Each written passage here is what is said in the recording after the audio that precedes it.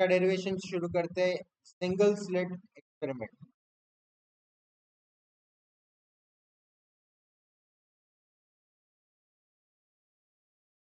इसमें क्वेश्चन है derive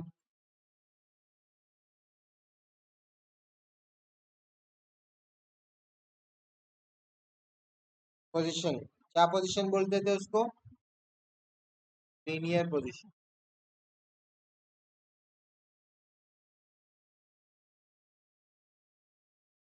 for nth dark and nth bright fringe, derive expression for linear position in single slit experiment, या फिर इसको ऐसे भी बोल सकते हैं डिफ्रैक्शन।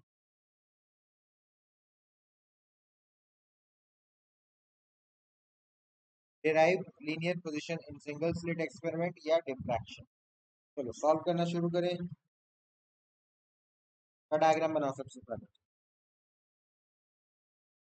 इसका डायग्राम है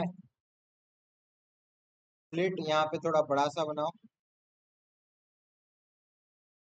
यहाँ पे स्क्रीन,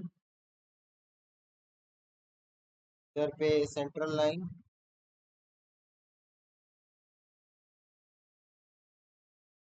और सेंट्रल लाइन को आप कर दो डॉटेड। अरे यार,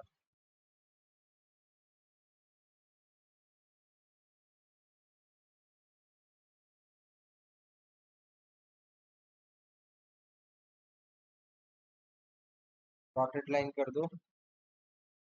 अब यहाँ पे केस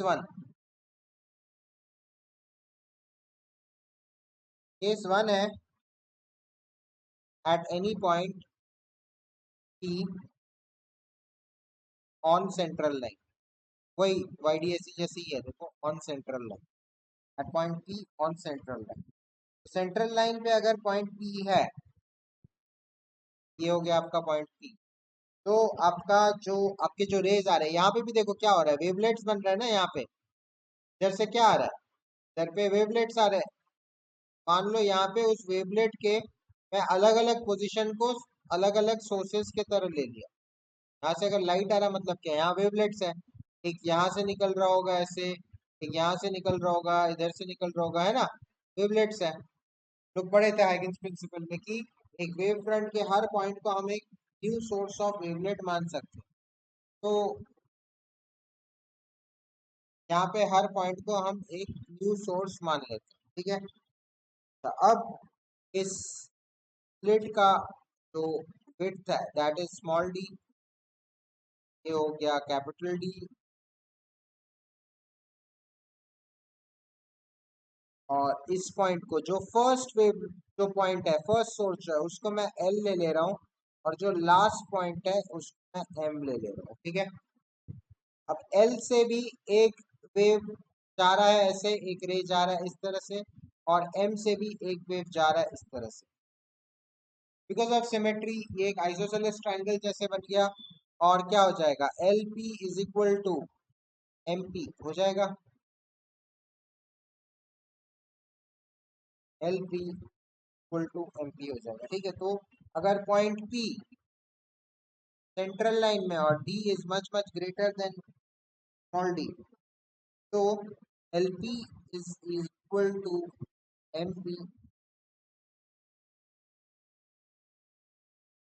और बीच वाले पॉइंट को ओ ले लो, ठीक है।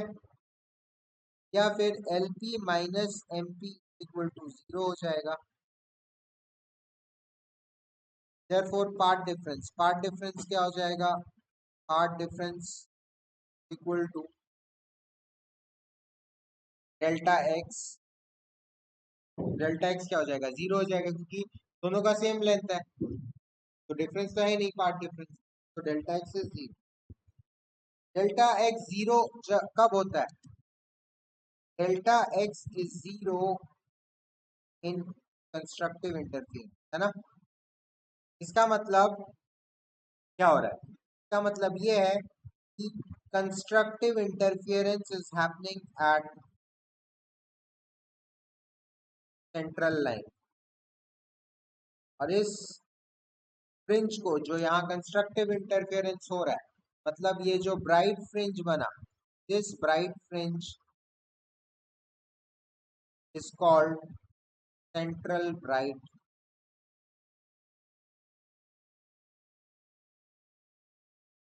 ये सेंट्रल लाइन पे एक ब्राइट फ्रिंज बना,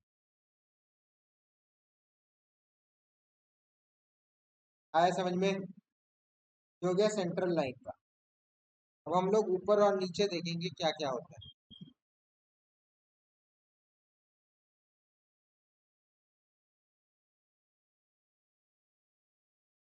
चलो, सेंट्रल ब्राइट कर लिए। अब केस टू।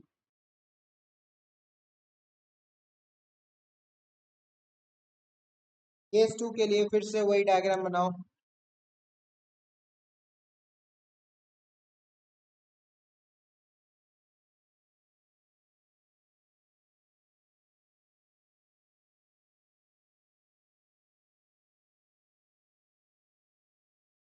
ये हो गया सेंट्रल लाइन।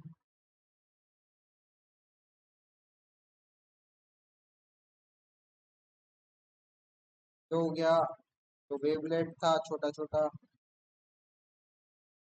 मतलब सोर्स ऑफ न्यू वेवलेट्स थे फ्रंट में। ये हो गया पॉइंट एल, ये हो गया पॉइंट एम, और ये बीच में हो गया पॉइंट। ये डिस्टेंस हो गया कैपिटल डी, ये डिस्टेंस हो गया स्मॉल डी।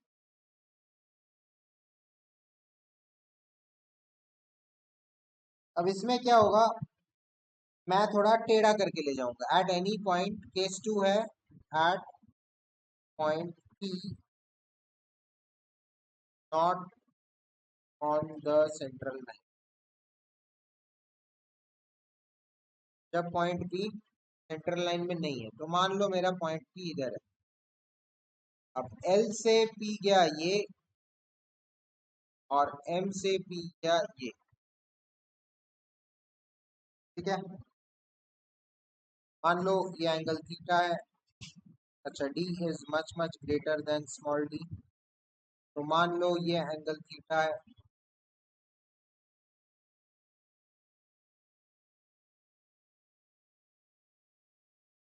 अब ये थीटा है, तो ये 90 माइनस थीटा है। अच्छा, इसमें भी वैसे ही एक ड्रॉ कर लो जैसे वहां पे ड्रॉ किया था। इधर से आपको सीधा एक्सटेंड कर दो, जैसे आपने वहां ड्रॉ किया था वही चीज यहाँ पे भी ड्रॉ करो।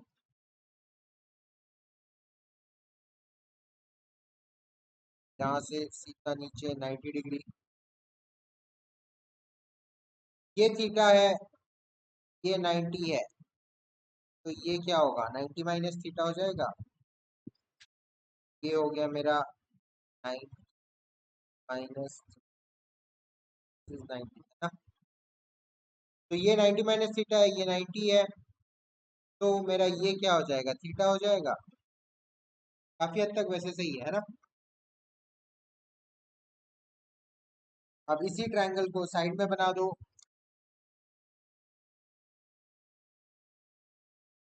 एक ऐसे आया 90 डिग्री में, ऐसे आया, एक साइड ऐसे आया, ये हो गया थीटा, ये हो गया पूरा डी।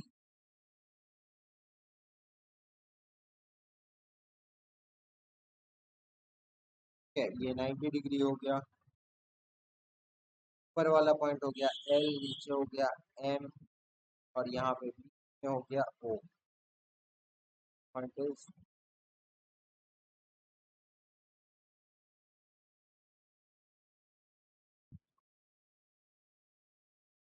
को मैं थोड़ा ऊपर लिख करो टू, ठीक है।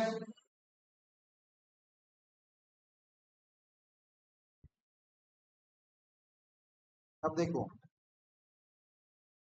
ये वाले पॉइंट को आप एक्स ले लो, इस पॉइंट को एक्स ले लो, तो ये हमारा एक्स, तो ये कितना हो गया, डेल्टा एक्स हो गया।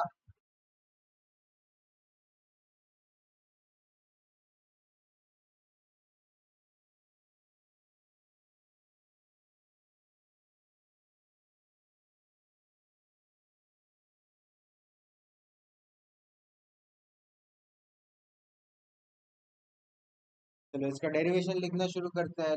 बना लिए डायग्राम।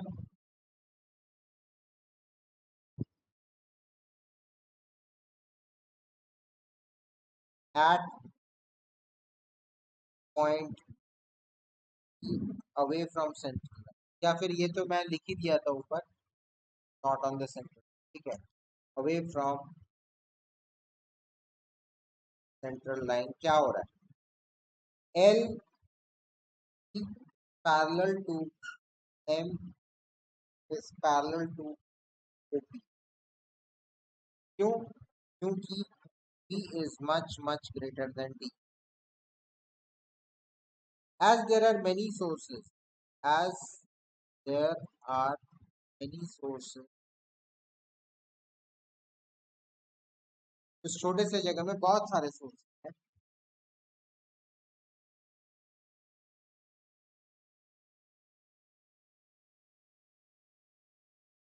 अब देखो, as there are many sources, ये चीज थोड़ा सा समझने की कोशिश करो। जो यहाँ से लाइट निकल रहा है, जो पहले सोर्स से लाइट निकल रहा है, ये कट जा रहा है सेंटर के नीचे जो पहला डार्क है, ये से कट रहा है। जो सेकेंड सोर्स से निकल रहा है वो दूसरे से कट रहा है, तीसरा वाला तीसरे से कट रहा है, ठीक है। ये क्योंकि इनके बीच में क्या हो रहा है, डिस्ट्रक्टिव इंटरफियरेंस हो रहा है, और उसी कारण से डार्क फ्रिंज बनेगा। जो फर्स्ट डार्क बनेगा वो क्यों बनेगा, क्योंकि पहले से एक वेव निकल रहा है, और पहले ये मिडिल के जस्ट नीचे जो पहले, देखो ये इसको दो पार्ट में बांट लो, ऊपर d/2 और नीचे d/2। इसका जो पहला है उससे आपका क्या निकल रहा है, एक वेव निकल रहा है, उसी का उल्टा di वाला वेव निकल रहा है इसके नीचे जो पहला है, मिडिल के नीचे जो पहला, मिडिल हो गया ऐसे, टॉप हो गया ये, टॉप का पहला ये, लोअर पार्ट का पहला ये जीरो हो गया ना, तो लोअर पार्ट का पहला ये तो कंस्ट्रक्टिव करवा रहा है, सेंटर में कंस्ट्रक्टिव बन रहा था। तो टॉप का फर्स्ट और बॉटम का फर्स्ट, ये दोनों आपस में डी करेंगे, ठीक है। तो टॉप का फर्स्ट, वहां से जो रे आ रहा है उसके साथ ये जो बॉटम का जो फर्स्ट हो गया, जो लोअर हाफ का फर्स्ट हो गया सबसे ऊपर वाला, उसका वेव डी में आएगा, तो डी होगा तो क्या होगा, डार्क फ्रिंज बनेगा, ठीक है। ये चीज बस याद रखना।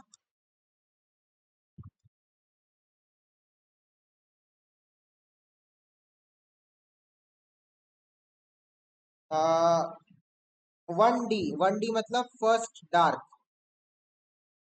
One D first dark fringe occurs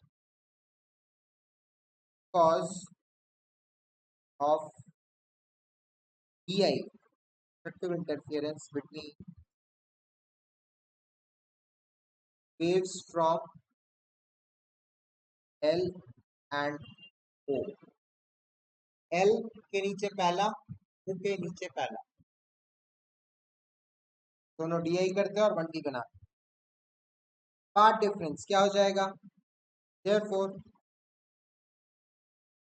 path difference delta x क्या हो जाएगा, L माइनस OP हो जाएगा, क्योंकि पहला जो डार्क बन रहा है कैसे बन रहा है, यहाँ से एक रे जा रहा है और उसी का डिस्ट्रक्टिव इंटरफेरेंस वाला एल से जा रहा है। इन दोनों के बीच में जो भी डिस्ट्रक्टिव इंटरफियरेंस हो रहा है, इन दोनों के बीच में जो भी डी हो रहा है वो यहाँ पे 1D बन के मिल रहा है ना, ठीक है। तो delta x is equal to L B minus OP. Also अब एक और चीज देखो, डेल्टा एक्स क्या हो रहा है, डेल्टा एक्स इसमें पूरा नहीं हो रहा है, यहाँ से हो रहा है ना, यहाँ से एक रे जा रहा है, तो मैं डेल्टा एक्स यहाँ पे नहीं लिख के इधर लिखूँ, डायग्राम में थोड़ा सा छोटा सा एडिट कर लो, डेल्टा एक्स वाला काट के यहाँ पे लिख लो, क्योंकि ओ से बन रहा है ना, ओ से डिस्ट्रक्टिव इंटरफियरेंस हो रहा है। और ये जो पूरा डी लिखे थे इसमें एक और एरो बना लो, यहां से यहां तक कितना हो रहा है, d/2 हो रहा है। तो अभी आप फिलहाल ये वाला ट्रायंगल देखो, क्या एक ऐसे आया d/2, यहाँ पे ओ है, यहाँ पे एल है, एक और ट्रायंगल बना लो लगे, यहाँ पे ऐसा है, यहाँ पे ये हो गया आपका डेल्टा एक्स। तो डेल्टा एक्स क्या होगा, d/2 साइन थीटा हो जाएगा। उसमें d साइन थीटा हो रहा था डबल स्लिट में, यहाँ पे d/2 साइन थीटा। अगर इतना ट्रायंगल नहीं भी बनाना चाहते हो सीधा लिख देना delta x equal to d/2 sine theta, वो भी चल जाएगा। अगर इतना ट्रायंगल वैंगल बना के नहीं, ये अपने समझने के लिए लिख, और पे सीधा लिखना delta x equal to d/2 sine theta. तो बस चलते हैं, also delta x equal to d/2 sine theta. तो first dark fringe, therefore for first dark fringe 1D कहाँ बनेगा,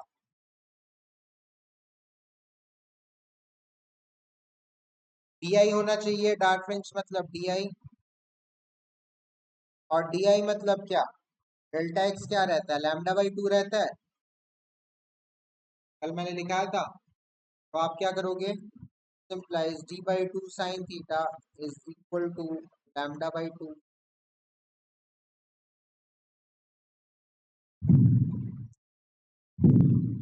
या फिर साइन थीटा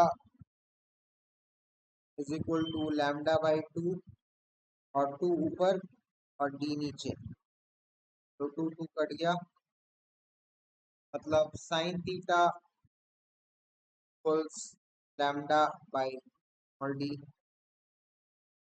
अब as d is much greater than d, मतलब theta is very small angle, देखो काफी हद तक सिमिलर है। मतलब इसका मतलब क्या हो गया, sine theta equal to theta is equal to tan theta, का मतलब tan theta is equal to λ/d। और टैन थीटा क्या है, डायग्राम में देखो टैन थीटा क्या है, y/d है।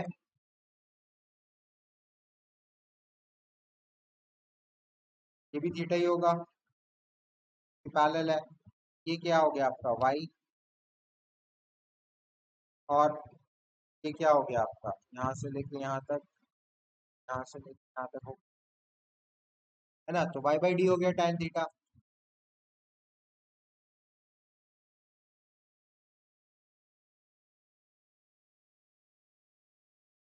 तब also from diagram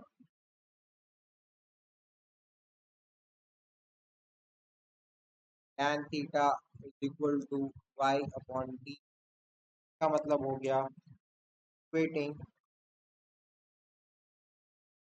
y/d equal to λ/d। तब मेरा ये क्या निकाल रहे थे हम लोग, फर्स्ट डार्क फ्रिंज है ना। तो y1d equal to lambda capital D by D, this first dark fringe का लीनियर पोजीशन। तो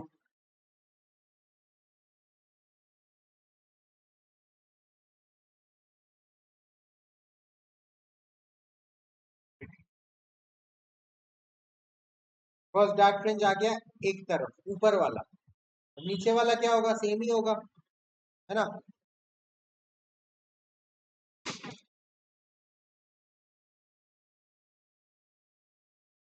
therefore fringe width of central मतलब WCB, सेंट्रल ब्राइट का फ्रिंज विड्थ कितना होगा, उसको बीटा भी लिखते हैं। आप चाहो तो W के जगह बीटा भी लिख सकते, बीटा CB, बीटा CB हो गया fringe width of central bright. क्या हो जाएगा, सेंट्रल ब्राइट कितना मोटा होगा, 1D ऊपर का और -1D नीचे का, इन दोनों के बीच में डिस्टेंस निकाल दोगे सेंट्रल ब्राइट आ जाएगा, है ना।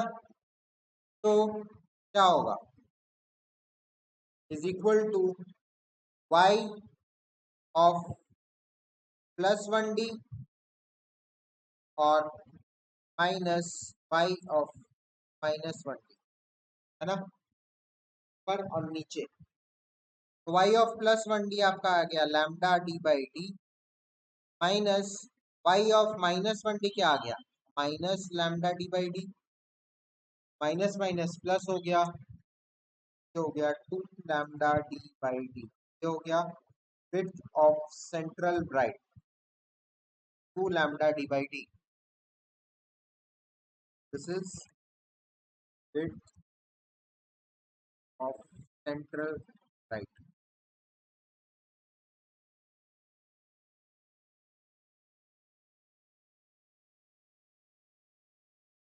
अब nth डार्क निकालते हैं, अभी तो 1d निकाले, अब nth d निकालते हैं, डी, तो बहुत लंबा वाक्य है ये डेरिवेशन।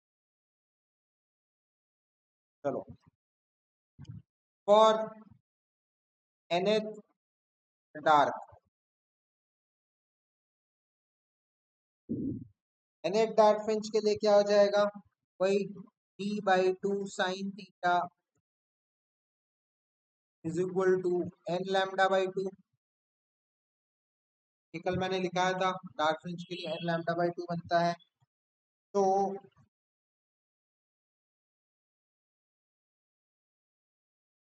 साइन थीटा हो गया आपका n लैम्डा/2 और 2 तो 2 कट गया, and sin theta is equal to theta is equal to tan theta, also tan theta is equal to pi upon d, वही सिमिलर प्रोसेस है, देखो pi upon d is equal to n lambda by d, n lambda by d, fitting कर दिया मैं, fitting, तो आपका y of nth dark क्या आ गया, क्या आ गया, n lambda by, this is linear position of nth dark fringe, ठीक है। अब linear position of nth dark fringe आ गया, उसके बाद आप बाकी के फ्रिंज विड्थ निकालो, अभी सेंट्रल ब्राइट का फ्रिंज विड्थ निकाला, अभी क्या करेंगे, नॉर्मल फ्रिंज विड्थ निकालें, क्या आ जाएगा, नॉर्मल फ्रिंज विड्थ को W ले लो, W D equal to Y N D minus Y N minus 1d, तो ये हो जाएगा n lambda D by D minus n minus 1 lambda by, कितना आ जाएगा, n lambda D by D minus n lambda D by D और minus minus plus lambda D by D, कटा ये कटा, आ गया lambda D by D, this is width of bright fringe,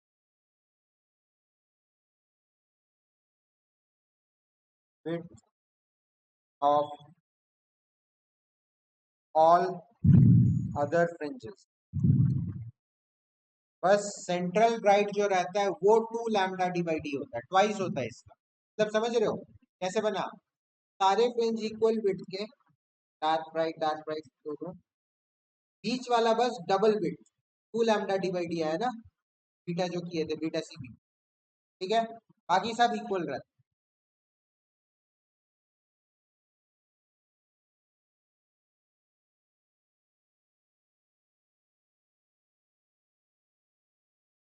nth bright fringe करके देखते हैं, right fringe का भी सेम ही रहेगा लेकिन बस ऑड मल्टीपल हो जाएगा,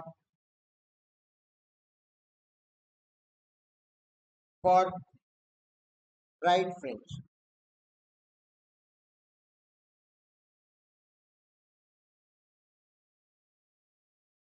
चलो फॉर ब्राइट फ्रिंज में क्या रहता है, nth ब्राइट फ्रिंज। अब हम लोग nth ब्राइट फ्रिंज की कर रहे हैं, सेंट्रल ब्राइट नहीं कर रहे हैं, है ना। तो यहाँ पे डेल्टा एक्स क्या रहता है, लैम्डा रहता है, कल मैंने लिखाया।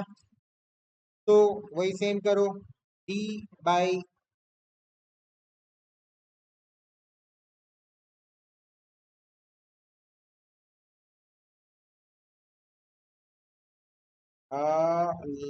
Lambda, delta x is equal to lambda नहीं, लैम्डा के जगह आप ये लिख लो, 2n+1/2 लैम्डा, ये रहता है ना डेल्टा एक्स। तो आप इसको उसी तरह से लिख लो। तो इधर पे आप D sine theta by 2n+1/2 ये कर दो, इज इक्वल टू लैम्डा। मतलब यहीं से 2n+1/2 नीचे आ गया। और उसके बाद फिर साइन थीटा आपका हो गया 2n+1/2 lambda by D, which is equal to tan theta, क्योंकि थीटा इज स्मॉल करके लिख दो, and tan theta is also equal to y by D. तो आप इक्वेट कर दो, equating y by d is equal to 2n+1/2 lambda by d। तो d ऊपर चला गया तो y is equal to n+1/2 lambda d by। तो ये हो गया आपका nth ब्राइट फ्रिंज का लोकेशन, मतलब linear position, nth bright fringe. तो इन दोनों के बीच में जो डिस्टेंस होगा वो किसका विड्थ होगा, डार्क फ्रिंज का विड्थ होगा। तो width of dark fringe is equal to yn minus 1। तो yn हो गया 2n+1/2 lambda d by d minus 2n-1 + 1/2 lambda d by।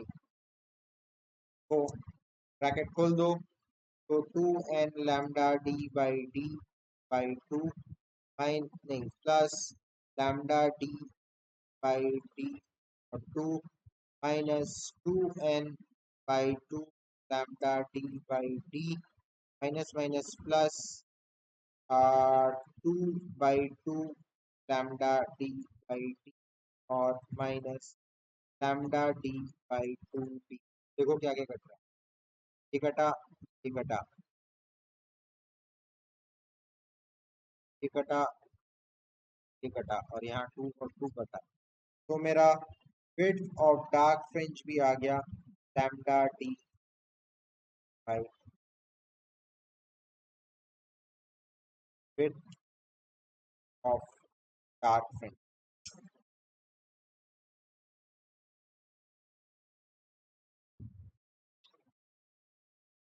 आया समझ में, कुछ नहीं आया समझ में। देखना है कहीं को किसी से, मतलब कहीं से किसी को ऊपर से एक बार स्क्रॉल कर दूं, उसके बाद एक ग्राफ बनाएंगे, क्लास ओवर करेंगे। चलो मैं स्क्रॉल कर देता हूँ एक बार। तो डेरिवेशन नहीं पेपर जैसे हो गए।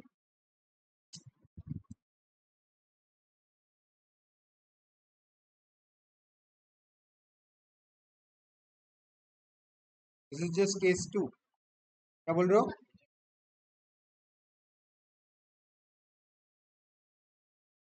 ये, हाँ,